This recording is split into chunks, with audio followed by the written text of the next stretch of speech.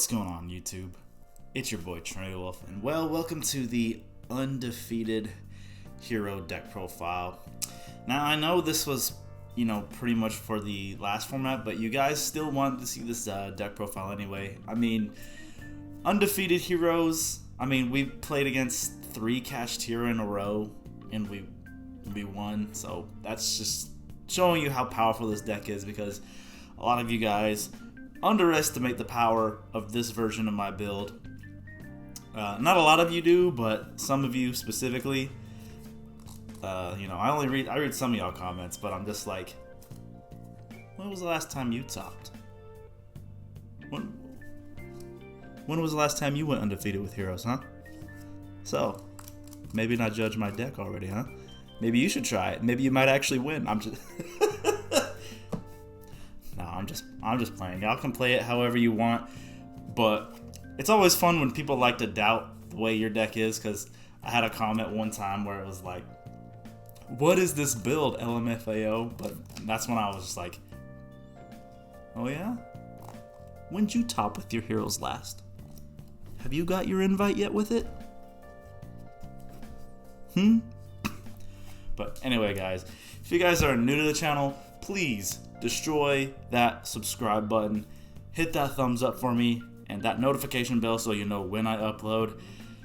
And yeah, you guys, let's just get into this deck profile. So, of course, I hope I'm not wrong, because my deck has been 50 for like the longest time, and then I'll have some of you actually like count my deck like it's actually 49.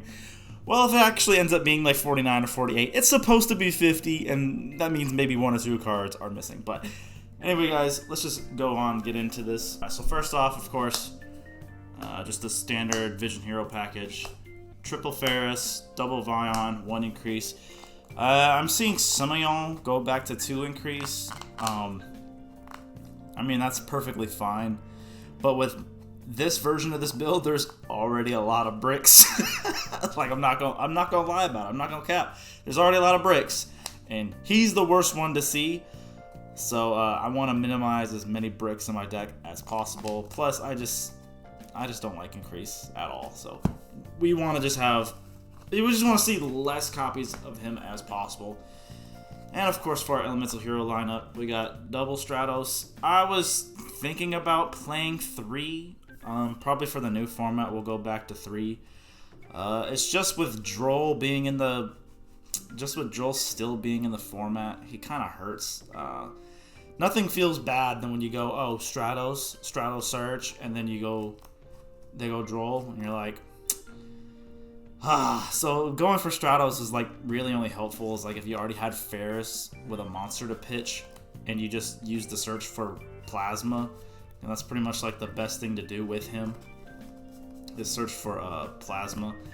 Then of course, for the other Elemental Heroes, double Mist, 1 Liquid Soldier. It's pretty standard as usual. Shadow Mist. I like Shadow Mist too. I really do. Just 3's too little. 3's too much. Sorry, 3's too much. 1's way too little.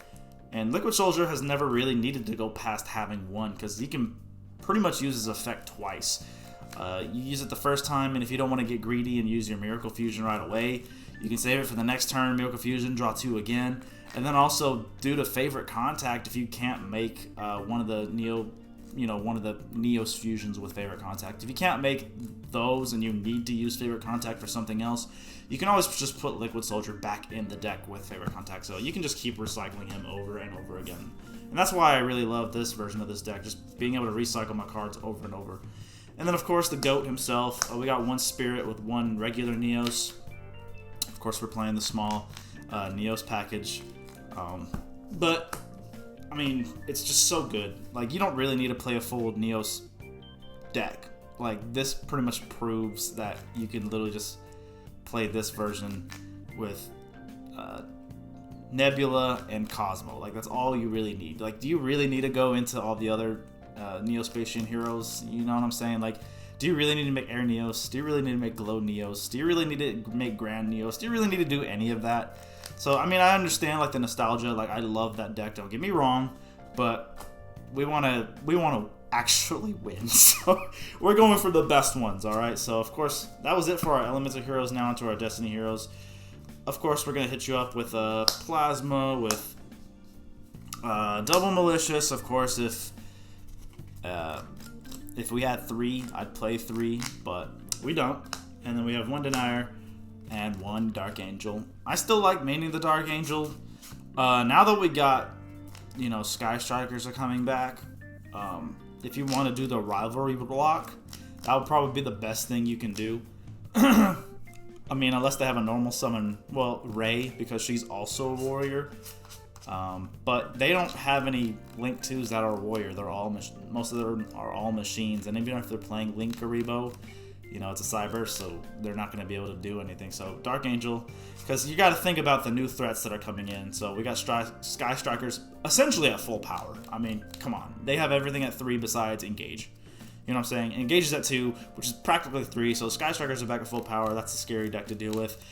Cashiers will still be around, so don't get me wrong. This card literally instantly wins against them. If you guys watched my latest Yu-Gi-Oh! Day, in the last duel, I gave my opponent Dark Angel.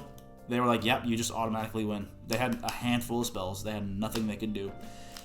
So Dark Angel is still very, very strong. And of course Plasma, because Droll's in the format. If you know you can get multiple bodies on the board, with Plasma being your one search, he's pretty much the best floodgate you can sit on. And of course, I'm running into people actually main decking like D-Barrier, so if you get locked into fusions, Plasma is literally your best bet. So definitely got to keep those 2 in mind. They're definitely both way worth running in the deck. And, you know, obviously, if you don't run into anybody who is playing a lot of spells, like, you know, if you're still running into super heavies, and, well, like, this weekend, I ran into Dynamorphia. I'm like, well, Dark Angel's not going to do shit. So, it makes it an easy side out. But anyway, onto our little Spacian package. Of course, we got 1 Panther, 1 Aqua Dolphin, 1 Mole, and then 1 Crosskeeper. And that's pretty much it for the Spacians. And of course, for our hand traps, we're just main decking 2 Droll and Lockbird.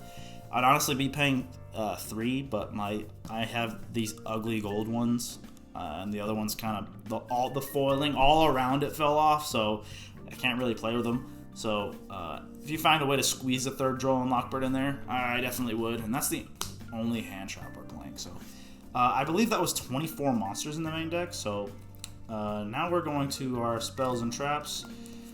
And, of course, starting off with our consistency spells. Triple Hero Lives.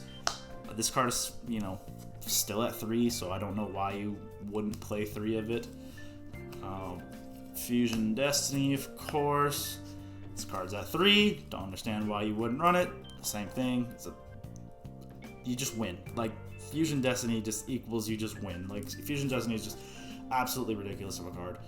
And, of course, we got 1 Foolish, 1 Reinforcements of the Army, with 1 End Shuffle. I mean, I don't really consider End Shuffle like a search card, but I mean, it can swap them out, you know what I'm saying? So,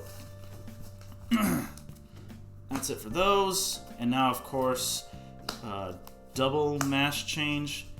In my opinion, Darklaw's still not the strongest right now. We're still not really in a format where Darklaw is, you know, one of our ace monsters that guarantee us the win. Besides, I guess, rogue matchups. Darklaw doesn't really do anything against Vanquish Soul because they literally main deck Shifter, and they bounce their monsters back to their hand. So it's not really gonna. Darklaw doesn't really hurt them at all. It's not. Cashier still be around. Darklaw doesn't do anything to that. Pretty much the best thing that it hurts is like rogue decks right now. So of course we still got to keep it to dodge those targeting effects. And of course, if you can manage to get Darklaw on the board before they draw and Lockbird you, then they can't discard it. They can't send any of those hand traps to their the graveyard that require them to go to the grave, because most hand traps need to go to the graveyard. So if we can get Darklaw out immediately before you do any searching, you're pretty much in a good spot. And of course, double polymerization. I don't know why you would run any less than this. I'm sorry. Doesn't make any sense to run less than 2. 3's probably too much, but 2, it's kind of like we're a fusion deck. Like this is, I don't understand what some people's mindset is, thinking that this card is a brick. This card is not a brick. I don't understand. My concept for polymerization is always like, if you were an invoked player, are you going to be running one invocation just because you have multiple ways to search it? No, you want to see this card. So you're going to play 3 invocation, huh? Yeah, but in our case, we only really need to play 2. Pretty much, my opinion is, the number of Vions you play, that's the number of polymerizations you need to play. Because when you use that first Vion, right? You use that first Vion, and then you get into a grind game where you need to use that second one. You're only using him to dump. He's not going to be able to search polymerization.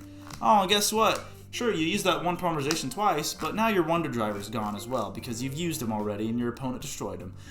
Now you don't have another polymerization to get. So, always got to run 2 polymerization. It just makes sense. I'm sorry. So, and also, because of Droll, sometimes you open it, and then you needed to search, and then they Droll you, and you're like, well, great, at least I have a polymerization. So, and then, of course, 1 Miracle Fusion. With the number of cards that we can make with Miracle Fusion now, maybe somewhere in the near future, I might think about bumping this up to 2. But as for now, we're going to be keeping Miracle Fusion at 1. And then pretty much for like our disruptions and stuff against our opponent, which actually is a lot, we're going to have triple Tactics Thrust. I completely understand that a lot of you can't afford this card. This card is ridiculous. But I heavily advise you pick up this card. Absolutely insane. You know, you get drolled. You can punish them by, you know, setting a trap, setting an imperm, just setting something to be able to help counter your opponent. Or if they so happen to control a monster, like my strategy is, if let's say they don't droll, my whole strategy is they activate a hand trap. Most of the time we can go through one. Like they Ash, we're like, sure. And then you pop off and combo off anyway. You give them Dark Angel, right? Now that they control a monster, we can now search for whatever spell we want. We can search whatever trap we want. But, I mean, you're going to end up setting it anyway. But if you wanted another regular spell and trap to search for, you give him Dark Angel, now you can actually add the card to your hand instead of just setting it. So, and then of course, 1 triple Tactics talent to go along with it. You don't really need to play multiples just due to the fact that you can search it with Thrust. You can literally search it with Thrust, so. But keep in mind, let's say they did something during standby phase, and you go Thrust, search for talent. You still can't use talent because they didn't activate nothing during your main phase, so watch out for that. So, yeah, those cards are absolutely amazing. 2 Book of Eclipse, just, you know, mainly because Kashtira, you know, is still in the format, but I think Book of Eclipse will still actually be a really good card. You know, I don't know, because, you know, since Vanquished Soul is still pretty new, who knows the way people are going to change their build. Everybody's going to copy, of course, the guy who got, you know, that topped, and the guy who got 2nd place. Everybody's going to copy that build for a while, but eventually people are going to be like, oh my gosh, there's actually a counter trap for this deck. So that doesn't target. You could flip all their stuff. I'll probably go into a whole thing about how to beat Vanquished Soul with heroes, because I actually want to play Vanquished Soul myself. If you guys didn't know, I'm actually building the deck currently. The deck is actually absolutely insane. It'll probably be the very first meta deck that I actually play on the channel, like legitly, taking it seriously. I know most of you guys want to keep me playing heroes, but I really, really want to play that deck. So, and I can show you guys how powerful and how dangerous I can be with a meta deck, alright? Because we clap cheeks with this deck, but just let me get my hands on a meta deck, alright? I'll show you how dangerous I can be, alright? And of course, we got 2 Forbidden Droplet. This is like a must for heroes. I'm sorry. I know the format wasn't the greatest for this card, but not every matchup was going to be Kashtira, you know what I'm saying? Not every matchup is going to be Kashtira. And then if you do play Kashtira, side it out. It's 2 free easy side outs for 2 nibs, or more Book of Moons. It's just 2 free easy side cards. And then, of course, I had one Dark Ruler no more, just to be able to search it with Thrust. You know, and plus most of the time we're going to want to go first to make our board, so you only want to play one, and plus we want to kill them. So Dark Ruler no more is kind of like the, you know, the plan B, if I will. And then Call by the Grave. And that's it for spells, and of course our traps are very short. It's just double impermanence and of course our favorite contact. Alright. That was it for our main deck, and I'm assuming it was 50 cards. I know you guys are going to count it and tell me in the comments, it was actually 51! Don't matter, I topped with it anyway. We got undefeated with it anyway, so. Onto our extra deck, you guys. Of course, we're going to start off with our links. Double Cross Crusader, one Wonder Driver, and one Infernal Divisor Deceiver. I don't know how you say it, really, to be honest. You guys are probably like, where's Dread Decimator? There's no room. There is no room in this deck for Dread Decimator. There are a few times where I would be like, dang, Dread Decimator would really come in handy right now. But there's a lot of times where you have a lot of big bodies. Like, Dread Decimator is just like overkill, in my opinion. With Wake Up Your Hero, okay, so this is my theory. With Wake Up Your Hero, do you really need to do piercing damage when that boy burns them and they take damage equal to their attack, even if they attacked them in defense position?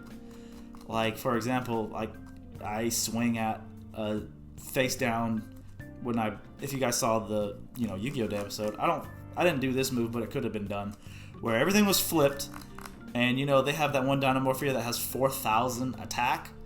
You swing at her, sure, it was in defense, but now you take 4,000 damage. You know what I'm saying? So I don't really think Dread Decimator is necessary, in my opinion, but you guys play it however you want. So those were my links.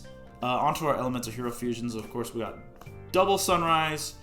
Most of the time, our first Sunrise is getting sacrificed for Wake Up Your Elemental Hero. So I feel like playing two is just as good, because if you, like I said before, if you can't go into your Elemental Hero Neos fusion monsters with favorite contact, you can always favorite contact into another Sunrise, or it's very easy to get Sunrise out, and he's a really, really strong monster. So I think playing two is just the go from now on. And then of course we've got our one Absolute Zero, one Nebula Neos, one Cosmo Neos, and then one Wake Up Your Elemental Hero, which is clearly the game ender and just crazy good card. I can't tell you how many games Wake Up Your Hero has won me, you guys. Like, I really can't wait for us to get that card in Master Duel. But anyway, our Masked Heroes, one Dank Boy with one Blast. You know, like I already explained it, Dark Claw's not the strongest right now. Good against Rogue, dodging, targeting effects, and of course Blast for Stratos, dodging, targeting effects, and bouncing pesky field spells and continuous stuff back up to the hand. So those are like the main two, probably our strongest Masked Heroes. So hopefully we get more Masked Heroes in the future that are just as strong as these two, because the other ones are great, but they're just not as good as those two. And then of course for our Destiny Heroes, we're doing one Dangerous and double Destiny Hero Phoenix Enforcer. I don't remember if I explained this or not. Most of the time we make Phoenix with polymerization. The Dangerous is mostly there to get another Destiny Hero engraved, and also with Fusion Destiny you can just use a Destiny Hero and also send Crosskeeper. That's another way I get Crosskeeper in the grave. So when I go Miracle Contact the turn, you know, I go Chainlink 1, Crosskeeper, Chainlink 2, Cosmo Neo, so they can't activate nothing. Then I draw my 2 and put one back. Absolutely insane. And obviously for 2 Phoenix is mostly because we don't really go into time anymore, so 2 Phoenix comes up a lot, so Dystopia hasn't really been needed anymore. But yeah, that's pretty much it, you guys. So let me know down in the comments what you think of this deck. I'm probably still going to keep playing the version of this version of this deck for a while. I'm not doing side deck because it's a new format, so it's not really going to matter. So this is going to be your boy Trinity Wolf signing out, and I will see you guys in the next one.